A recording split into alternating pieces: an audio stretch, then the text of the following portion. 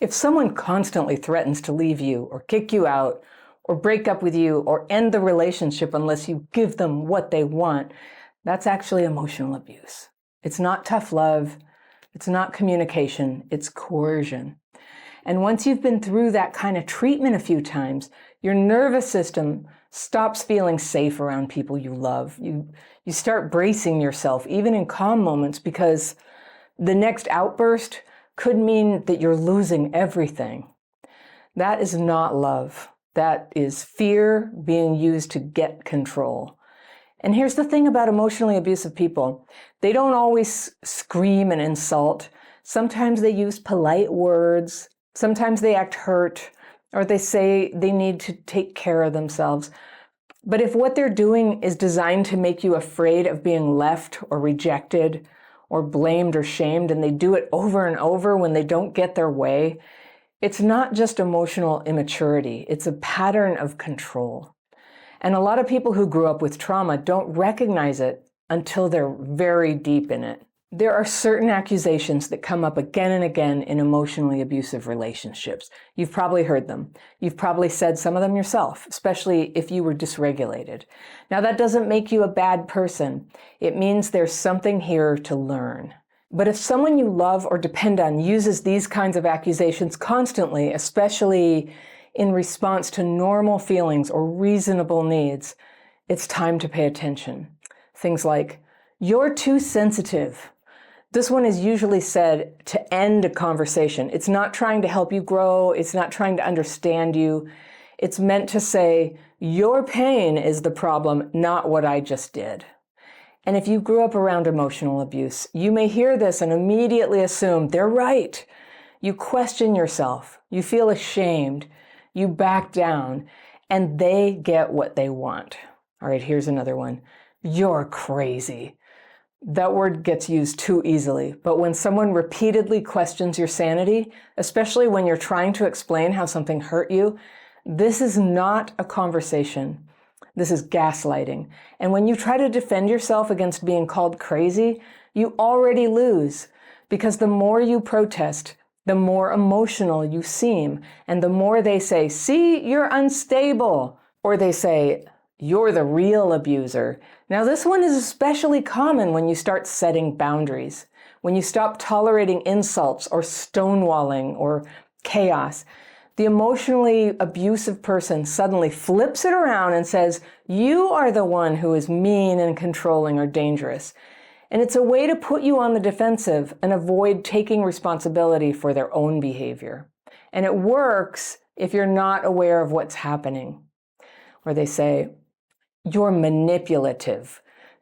Now, yes, some people are manipulative, but this accusation is often thrown at people who are just trying to be heard.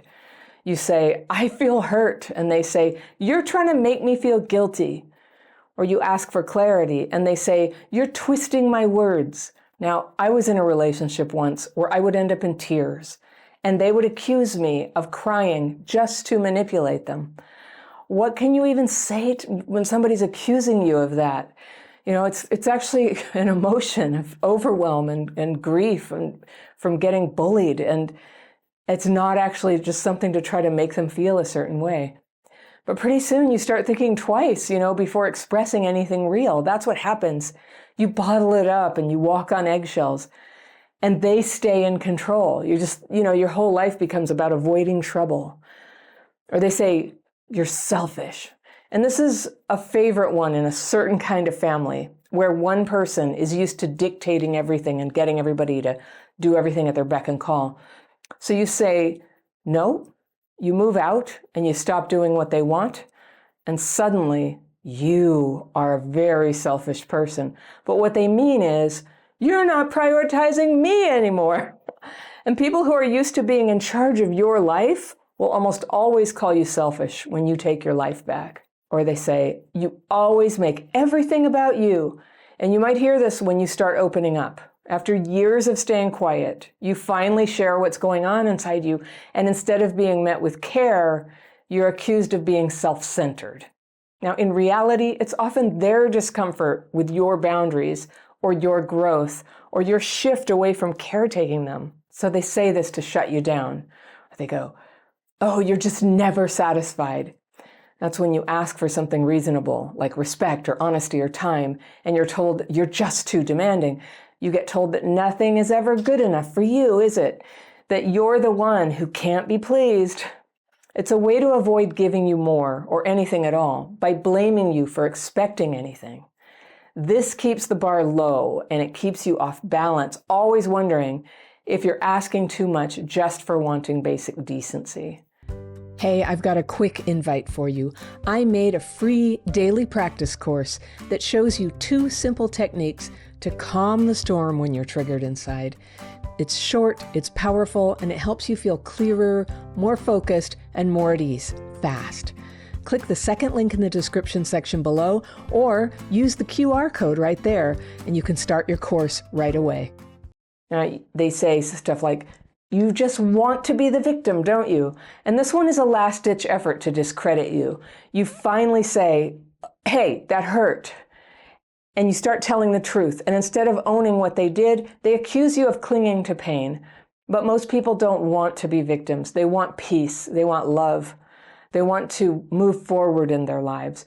But emotional abusers want to silence anything that threatens their control. And calling you a victim is a quick way to make you feel ashamed of your own healing.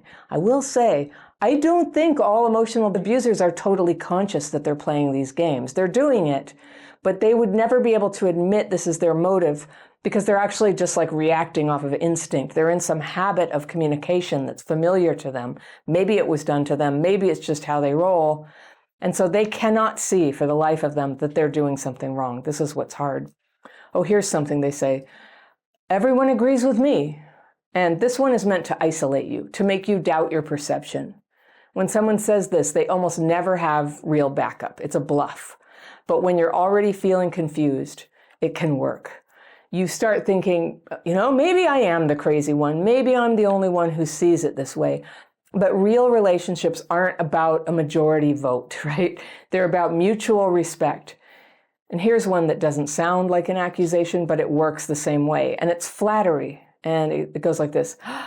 You're the only one who understands me. Or you're so much stronger than the other women. It sounds like a compliment, but in emotionally abusive relationships, this kind of flattery often has strings attached. It sets up a power dynamic. It says, you're different, so you won't complain. You won't leave. You'll put up with it. And if you do finally say no, that praise turns into guilt trips. Finally, one of the most damaging forms of emotional abuse is this, threatening to abandon you.